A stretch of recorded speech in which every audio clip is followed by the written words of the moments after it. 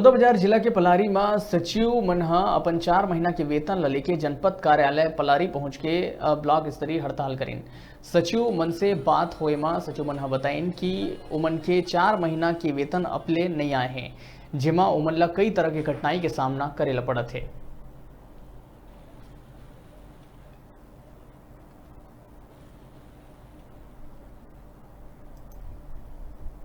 हम लोग को विगत 4 माह से वेतन अप्राप्त थे, जिससे हमको आर्थिक तंगी से जूझना पड़ रहे थे। हम लोग सचिव संगठन से अल्टीमेटम देकर 1 सप्ताह का समय दिए थे, 12 तारीख तक। उसके बाद 13 तारीख से अनिश्चितकालीन हड़ताल पे जाने का निर्णय लिया गया था।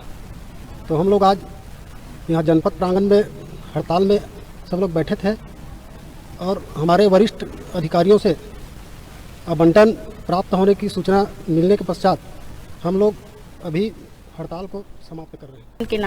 वेतन के नाम से कितने माह से वेतन नहीं मिला आप लोगों को? 4 महीने से नहीं मिला है। क्या क्या समस्याओं का सामना करना पड़ रहा है? राशन है, दुकान, दवाई दुकान है, स्कूल है, बच्चे लोग का फीस है, बहुत सारा ऐसा समस्या है। जैसे गाड़ी का पेट्रोल है, डेली अप डाउन करना पड़ता है, पंचायत जाना पड़ता है।